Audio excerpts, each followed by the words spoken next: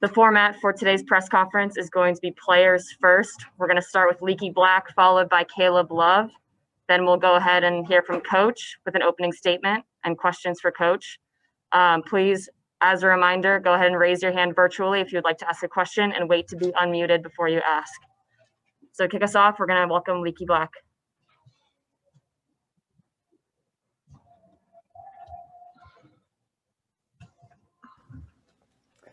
Hey, Leaky. Brendan Marks here. Congrats on the win. This feels like you guys were in a lot of these sorts of games last year and they never seemed to go your way. This one does. You obviously had such a huge role in the last minute or so, making that last basket on the drive and the free throw. What does it tell you about this team, the way that they kept fighting and really refused to quit, even when things got a little bit ugly? I feel like we're battle tested. I feel like we've been through everything we could possibly been through going through last year. And I feel like we got some guys that's willing to learn and to fight when the going gets tough. And that's all you can ask for. We listen to coach and go out there and play hard. Everything else took care of itself. Thank you. Hey, Leaky, Ross Martin, Inside Carolina. How much confidence do you gain from that last layup that put y'all ahead or extend the lead there in the last minute? I mean, what can that do for your confidence moving forward? I feel like I always have confidence. I feel like that was just being right place at the right time. And it just happened to be in my hands, and I just happened to make it. I feel like I always have confidence, though. Okay, thank you. All right, thank you. All right, now welcoming Caleb Love.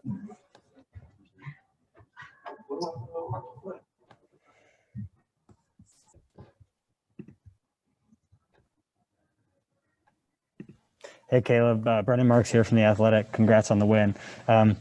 Not the most efficient day from you guys overall. Lots of turnovers. What is it today that everything was so ugly? Was there something that Stanford was doing to disrupt, or was that mistakes that you guys were making? We just didn't come out with energy like we were supposed to. I think our turnovers led to their easy baskets, and it was just like a domino effect to the whole team. But once we got it under control, we took over, and that's how we got the win. It seems like this is the second day in a row this has happened with sort of the slow start. Is there a reason for that you can point to?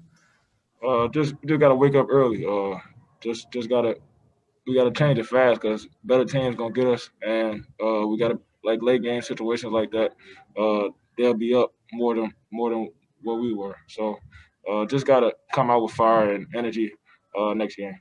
Thank you.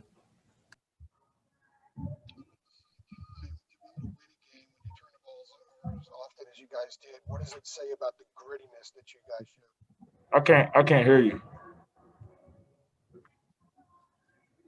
can you hear me now? It's still kind of low. Yeah. Okay, how about right now? I can hear you a little better. Okay, thanks. I'll do my best here. You guys turned it over 23 times, I think it is, but you still were able to get the win. What does it say about the grittiness that you guys were able to show, getting a win against a decent team when you turn it over and a lot of things didn't go well for you? Just staying under control. Coach was telling us we got to stop turning the ball over and we got to make easy baskets. That's exactly what we did. So we went out there, we just did what Coach told us to do, and we got the win. Thank you. Hey, Caleb, Ross Martin, Inside Carolina. Are you starting to feel comfortable out there? Are you getting a feel for the college game? And what does that feel like after game 3? Yeah, I just got to be more efficient on the offensive end, and then just get my teammates more involved and just letting the game come to me. I think I was forcing a little bit too much, and then some of the shots just weren't falling, so I got to get out of my head. Yeah, I'm getting a great feel for it. These last 3 games have been good for me, great experience, and we got to finish it out tomorrow. Did you make a point today to be a little more aggressive, taking it to the basket? Is that something you're trying to do? Yeah, I got to use that to my advantage because I can get to the basket with the best of them. So just using that to my advantage. And then when I do drive, kick out, or make a shot for myself. Great. Thank you, Caleb. Let's get back to your team. All right, now welcoming Coach. Coach, let's know your thoughts on today's game. Okay. All right, guys. Feel very lucky. I loved how we just kept trying to make it ugly, but at the same time kept competing. I have 5 guys in double figures. Caleb was 2 for 11 the first half. He was 4 for 7 second half, 2 for 3 from 3-point line. I thought his baskets were big. I thought Leakey was sensational again on the defensive end of the floor. Made a big drive that gave us a 3 or 4 point lead there at the end. Also got a big tip out on a free throw that RJ, I think it was, ended up making the 3. So I thought Leakey was sensational, but the game was just decided 1 or 2 plays. Dayron Sharp, for example, was pressuring the ball out of bounds and got a deflection, and we got the ball. He got a block one time as well, but feel very lucky. We're not very good on the offensive end, 24 turnovers, and so many of them can be classified as either selfish or careless, and you shouldn't have turnovers in either one of those categories. But, we ended up scoring more points, and we were lucky that they missed some shots, missed a couple of free throws down the stretch. Hey, Coach, Patrick Dallahan, CBB 365. Obviously, you guys match up with the Texas Longhorns tomorrow in the championship game. What are you guys looking to do to slow down that team after a big win over Indiana today? I have no idea. I was focused on playing against Stanford. I think it's Coach Davis, I think, has got Texas. He'll tell me about them later. But we're just trying to get better each and every game. We don't try to necessarily match up with any other team, but we had to play tonight. We weren't concerned about Texas or Alabama, either one. We've got to win our own game before we find out who we play. And Shaka has always done a great job. I have a tremendous amount of respect for him and the job he does. And we haven't been able to beat him recently either. So it's we got to play very well. Very few teams in the country have 100% of their scoring and 100% of their rebounding coming back. But I did read that in their junk that Curse gives me. Roy, this is Kip Coons. The matchup playing against Jared Haas's team, you've never shied away from playing your guys in regular season games. Just what is it like for you though to go up against one of your guys like that? Well, Kip, I told our staff this afternoon I hate it. I absolutely hate it. Hated it in 91 when we played North Carolina. Hated it in 93 when we played North Carolina. The things I've done with Jared or Wes or anybody that's got a head, or CB, if it'll help their program by giving them money, by playing them or going and playing at Birmingham like we did with Jared, I'll still do that, but I hate it. Absolutely despise it. We win the game, and before I can even feel good about it, I look down and I'm walking down to see Jared Haas. And he's one of the best competitors I've ever been around in my life. I love him. He's like a son. He came closer to caring as much about the game as the head coach did of any player I ever coached. When we lost, it hurt Jared more than anybody I've ever coached. And I had great kids, and a lot of them cared. But he's just a tremendous coach, a tremendous person. And, like I say, I started to go down to shake hands, and I wanted to feel good because we had muddled around and won a game. And there I see somebody that I care about immensely. So if it helps him with money or helps to get a program started, but the bottom line is I despise it. All right, let's take one more question. One more. Hey, Roy, this is CL. I know the turnovers made you want to pull your hair out, but what does it say about this team? Can you read into anything that they are able to have 24 turnovers and still find a way to win in a close game?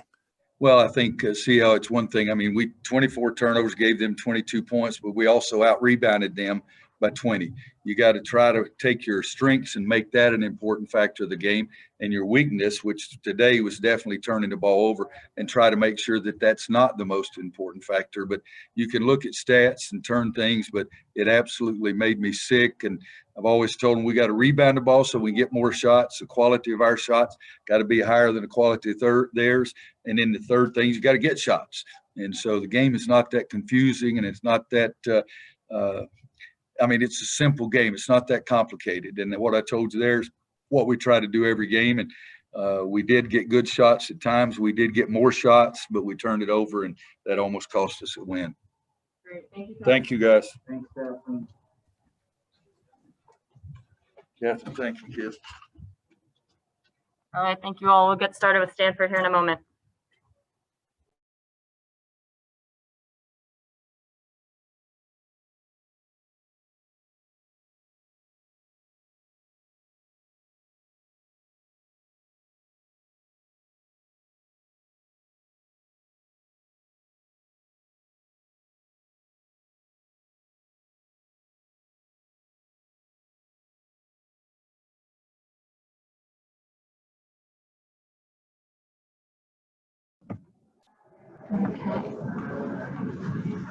Hello, everyone. We have head coach Jared Haas with Stanford. You want to start with some opening thoughts on today's game?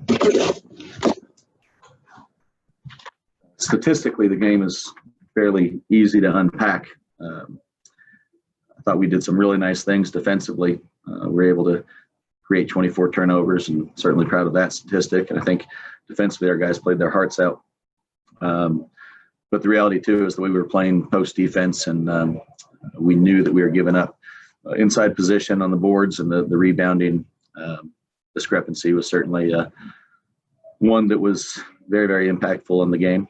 On the offensive end, I think we had a plan and a good plan, but their pressure certainly got to us, probably a little bit of fatigue, and we weren't as efficient offensively. Normally, when we keep our turnovers down to 13, we're going to be pretty good, but we're usually a little bit more efficient shooting the basketball. Spencer, in the 2 years I've coached him, he tends to make some of the shots he made today, but a lot of that I'd credit North Carolina with what they did as well.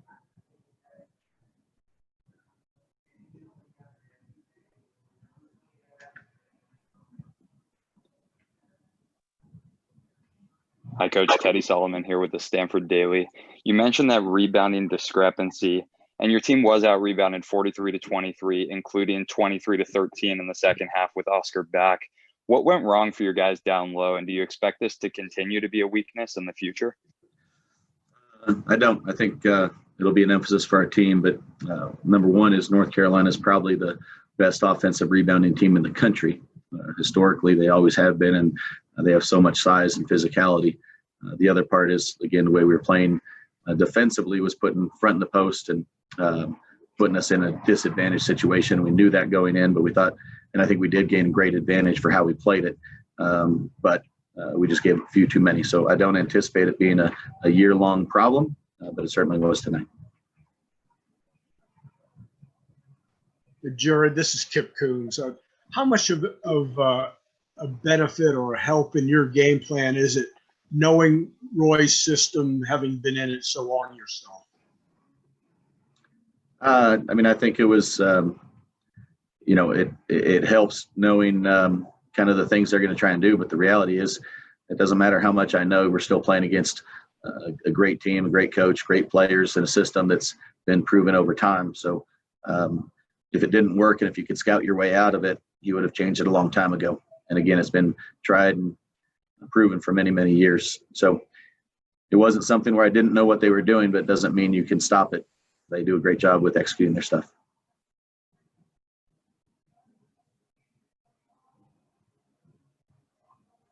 Hey, Coach, RJ from the Bootleg.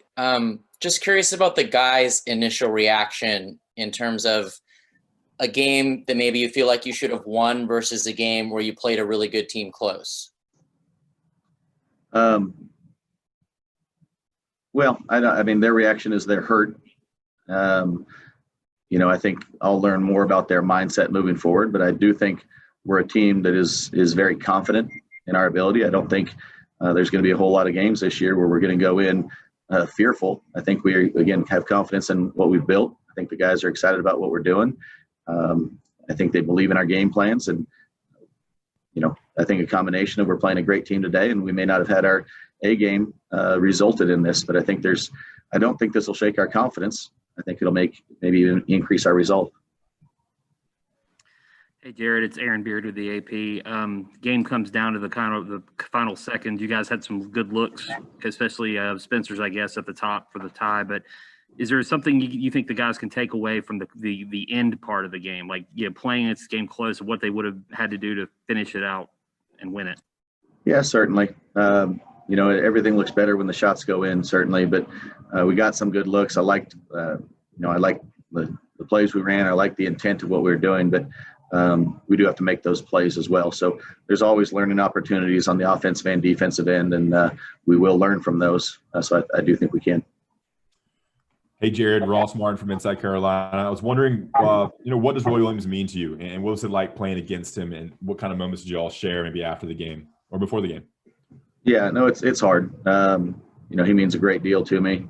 He's somebody that without him, I wouldn't be where I am now, and have the opportunities I've had in my life. And there's a great deal of care and love between us. And so it is hard. I think I mentioned on the call yesterday that once it's tipped up and we're playing the game, we lose ourselves in the game and we're pushing as hard as we can for our own teams. But before and after and that kind of thing, there's a great deal of care there, and he means the world to me, and I can't thank him enough for everything he's ever done for me. Thank you.